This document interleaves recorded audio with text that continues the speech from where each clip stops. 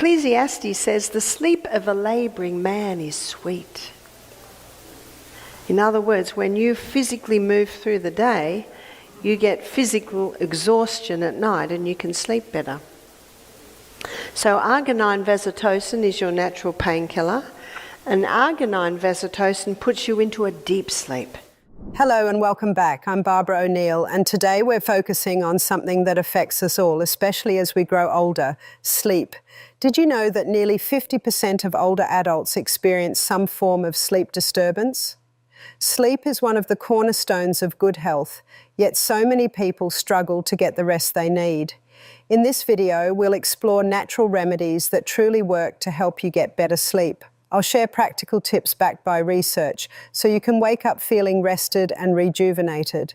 If you've been struggling with sleepless nights, stay tuned. You don't have to rely on medication to get the sleep your body craves. Let's get started on your path to better rest. As a thank you for joining me today, we're giving away 100 free copies of my best-selling book to subscribers. So if you haven't yet, hit subscribe, like this video, and comment why you want to win. Insomnia is a huge problem today. And there are a few reasons. So we'll put our resident why here. Why? Why are people having trouble with sleep? Well, Proverbs 14, verse 6 says, knowledge is easy to him that understands. So what my aim is to give you an understanding of sleep. I want to show you what happens when you sleep. And when you understand what happens when you sleep, you begin to have a knowledge on the important times to sleep and why. There's a little tiny gland in the base of the brain, and it's called the pineal gland. And the pineal gland is about the size of maybe a macadamia nut, and it's right in the base of your brain. And the pineal gland releases 4 hormones every night, but only in certain hours. In the winter time, it's between 9 and 2. And I think your summertime ends end of October, is that right? We call it daylight saving. So in Australia, I think daylight saving's just about begun, and that when daylight saving, so at the moment you're still on summertime, yeah? So at the moment it's between 10 p.m. and 3 a.m. Why only those times? It has much to do with the moons and the tides. Light and dark signals are fed through the optic nerve to a control centre in the brain where your body clock is located. And your body clock communicates with the pineal gland. And these are the hormones that are released. One is melatonin. A lot of people have heard of melatonin. Some people that don't sleep very well take melatonin. Well, we naturally release melatonin in that time, and it's called the fix and rejuvenate nighttime hormone. So it is this hormone that probably is mostly responsible for the fix and rejuvenation that's happening in our brain and our body while we sleep. Another hormone is serotonin. That's the mood hormone. So if you want to feel good, go to bed early. What are the kids like if they have a late night? Not very happy. Either are the adults. Another hormone that's released in these hours from the pineal gland is arginine vasotocin. Arginine vasotocin is our natural painkiller. Did you know you have a natural painkiller? When you go to bed in these hours, your natural painkiller is released. But your natural painkiller, when it's used, it leaves a waste.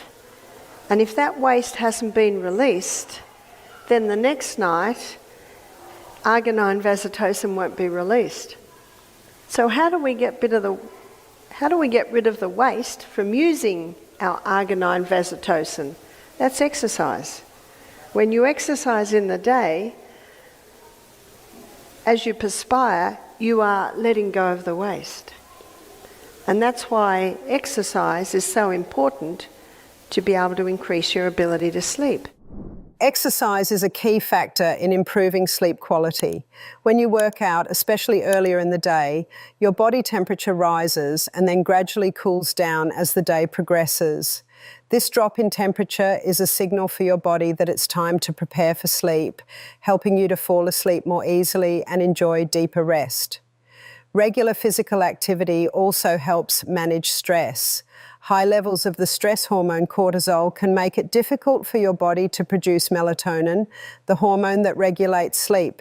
By incorporating exercise into your daily routine, you can lower stress levels, creating a better environment for melatonin to function effectively. Another benefit of exercise is that it helps clear out waste from your body. When you exercise, especially if you sweat, you help eliminate byproducts created by natural painkillers like arginine vasotocin. These substances are released when you sleep and are crucial for managing pain and promoting recovery. If these byproducts are not cleared out, they can interfere with the release of arginine vasotocin the next night, which can impact your sleep quality. So whether it's a brisk walk, a gym session, or a home workout, making exercise a regular part of your routine can significantly enhance your ability to sleep well. Not only does it help you fall asleep faster and sleep deeper, but it also improves your overall mood and energy levels during the day. Prioritizing exercise can lead to better sleep, making it an essential component of a healthy lifestyle. The other hormone that's released is epithalamin. And epithalamin is a hormone that increases learning capacity. God designed our brain to be learning new things right up until the day we die. Many people's brains deteriorate because they stop learning new things. We should ever learn new things. I love the story of the 90-year-old man who learnt to play the piano, and the 92-year-old man that graduated from law school. After hearing the lecture on renewing the mind, a 75-year-old man came up to me and he said, "I recently put away my most difficult violin pieces." He said, "I'm going home to get them out again." So epithalamin increases learning capacity. So to be able to understand and retain the new things that you're learning, we need to go to bed early. You ask any teacher, they can tell the children that had a late night because they just don't get it. They don't retain. Epithalamin increases learning capacity, and epithalamin slows down aging. Everyone over the age of 25 likes that one. So these are the hormones that are released in these hours every night. But more comes into the equation. And I was reading a book called Why We Sleep by Dr. Matthew Walker. And there's some fascinating research that he quotes in there. And this research was first started probably in about the 1950s. And they were doing research on rats. Because, you know, they research on rats a lot because their digestive tract and many things are very similar to humans, and they live 2 years. So they can see what would happen to a human in, say, 80 years would happen to a rat in 2 years. And they found that there were periods of the night where the eyes, the eyelids are closed, but the eyes are active and moving, and then there are periods of the night where the eyes were still. So they put electrodes on the brain and on the eyes, and what they found is when the eyes were active, the brain was active. But when the eyes were still, the brain was a little bit more still.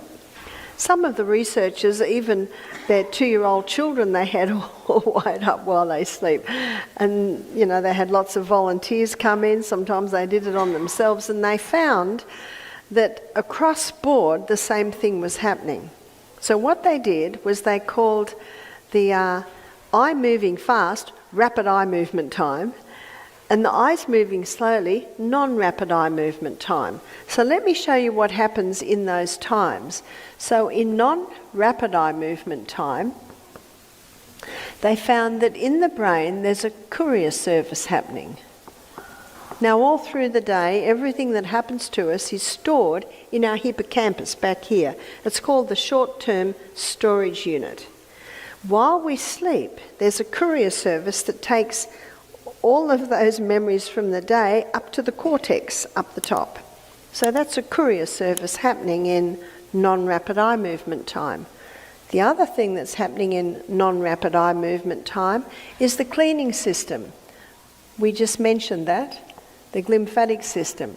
So cleanings happen. What they found is that the brain cells seem to shrink up a bit, allowing more fluid between them, and so this cleaning system is happening. So what's cleaned up? Waste from neuronal activity, waste from the combustion of glucose and oxygen in the energy cycles in the cell, but also negative emotions, which we just discussed. And that happens after we make the decision to forgive. So when we forgive, that seems to trigger this glymphatic system to start cleaning up the waste. So these are the two things that happen in non-rapid eye movement time. In rapid eye movement time,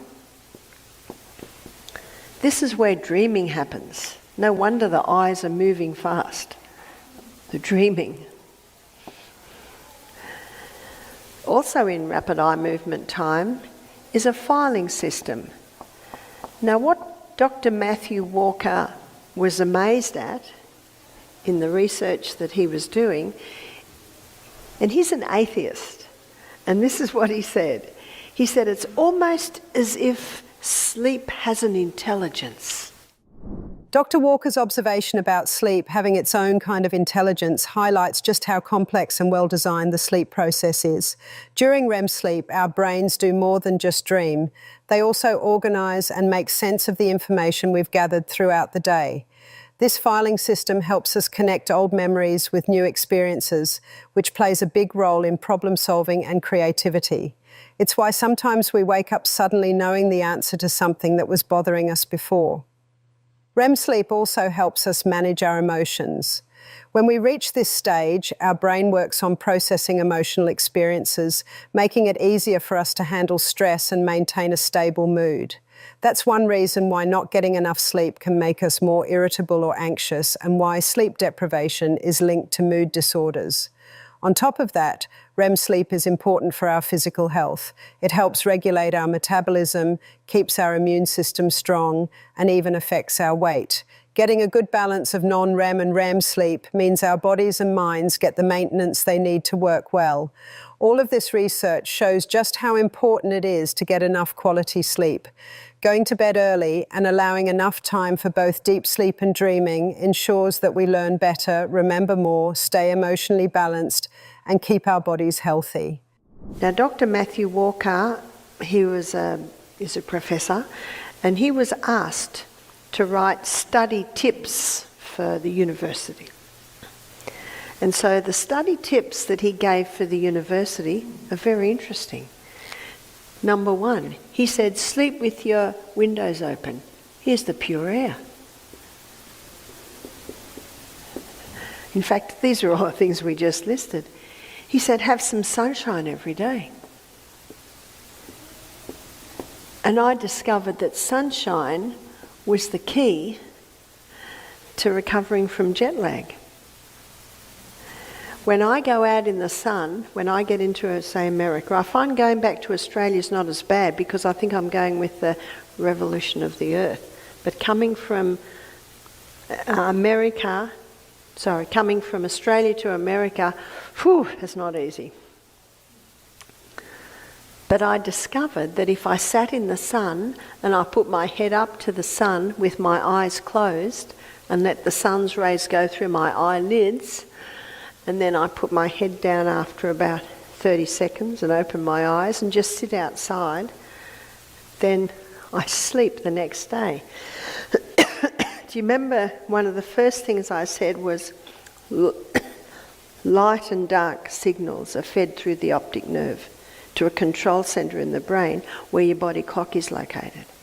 And the body clock communicates with the pineal gland. So sunshine in the day helps us to sleep better at night because it resets that body clock. It's called your circadian rhythm. You've heard of the circadian rhythm? It is reset by sun's rays going through the eyes. Now, I never suggest we look at the sun. Our eyes will tell us not to do that. You could look at it today though, couldn't you? It was a funny hazy ball behind the clouds. But those sun's rays help to reset the circadian rhythm. Dr. Neil Nedley, he found that up to 80% of his depressed people, their circadian rhythm was out. He also found that a lot of his depressed people were going to bed very late. And they were watching movies or playing games or on computer till late. So a couple of things were happening there. Number one, they were missing out on the rest and rejuvenation that God planned us to get every night, but they were missing out on the early morning sun. He says that first hour of light in the day, it resets your circadian rhythm. So sunshine's important. Now remember Dr. Matthew Walker, he's writing this article for Better Study Habits. Temperance. He was very strong on the dangers of caffeine and refined sugar, and how many students are sipping coffee late at night till midnight trying to get their study in. But what Matthew Walker found, they retain almost half as much as the people that stop the stimulants and go to bed early. That's a big difference, huge difference. So your stimulants.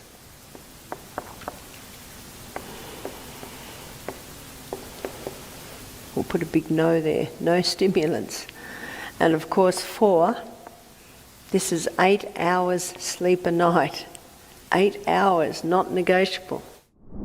The importance of these factors, sunshine, fresh air, avoiding stimulants and ensuring proper sleep, goes far beyond simple recommendations. They each play a significant role in promoting good health and effective learning, especially for students. Let's take a closer look at why each of these elements matters so much. First, sunshine is more than just a mood booster. It is one of the key regulators of our internal body clock or circadian rhythm. When we get morning sunlight, our body takes it as a signal that it is time to wake up and be alert. The light triggers biological processes like the suppression of melatonin, the hormone that makes us sleepy, and the release of cortisol, which gives us energy. Getting natural light early in the day helps set our internal timer, promoting better sleep when night comes. This alignment between our sleep cycle and natural light is crucial for our overall health, affecting how we learn, remember information, and focus. Studies have shown that people who receive regular morning sunlight tend to fall asleep faster, sleep better, and have improved mood and cognitive function throughout the day. Breathing fresh air is another factor that has a surprisingly strong impact on our ability to concentrate and learn effectively. When we sleep with windows open, it allows for better airflow, bringing in more oxygen while filtering out stale carbon dioxide-rich air. This simple habit can reduce feelings of grogginess in the morning and make it easier to focus throughout the day. Good air quality has been linked to better cognitive function and reduced levels of stress, meaning that something as basic as fresh air could directly impact how well students can absorb information and stay attentive during their studies. Avoiding stimulants like caffeine and refined sugar is also essential for anyone wanting to make the most of their study sessions. While caffeine might seem like a quick solution to stay awake and power through late-night study sessions, it can severely disrupt sleep quality. Drinking coffee or energy drinks late in the day can make it harder for your body to enter deep sleep, the restorative sleep stage during which memories are consolidated and the brain processes what it has learned. Without deep sleep, the ability to retain information plummets, making it far less effective to study late into the night compared to studying after a good night's rest. Refined sugar can also have a negative impact. It leads to energy spikes followed by crashes, which can interfere with focus and cause mood swings that further hinder learning. Finally, getting at least 8 hours of sleep each night is perhaps the most critical of all these factors. Sleep is when the brain does its housekeeping. During sleep, especially during the deep and REM stages, the brain organises and stores memories, clears away toxins that build up throughout the day, and strengthens neural pathways involved in learning and problem solving. For students, this process is essential. Without adequate sleep, it becomes harder to recall information, solve problems, or even maintain the motivation needed to study effectively. Skimping on sleep not only impairs memory, but also affects emotional stability, making it harder to deal with stress and stay engaged with learning. What about taking melatonin? There are some things that you can take that help with sleep, and one is melatonin. Dr. Neil Nedley, in his book Proof Positive, he mentions melatonin, but he also mentions that it hasn't been around long enough to know what the side effects are. Hasn't been around long enough to know if you take melatonin every night, does that mean your body stops making its own melatonin? But it can help with some people, and maybe it can be like a halfway stop when someone's coming off sleeping tablets, that they might try that. One lady said that valerian made a huge difference for her son. Oh, that's so good. And because it is not a very pleasant tea, I think that's an E. Because it's not a very pleasant tea, taking it in capsule form or in tablet form can be an easy way to do it. But you see, it's a mild sedative, it's a mild tranquilizer. And her teenage son, and when I investigated as to the teenage son, he was on technology till midnight every night. So when you're watching this technology and then turn it off and go to sleep, can you sleep? No, that's why you've got to start winding down. Have soft lights, and ideally, if you're going to watch anything of an evening, make it on the television. It's the close-up screens that are the worst. See, the sunshine has blue light, and on our retina we've got receptor sites for blue light, and that blue light helps our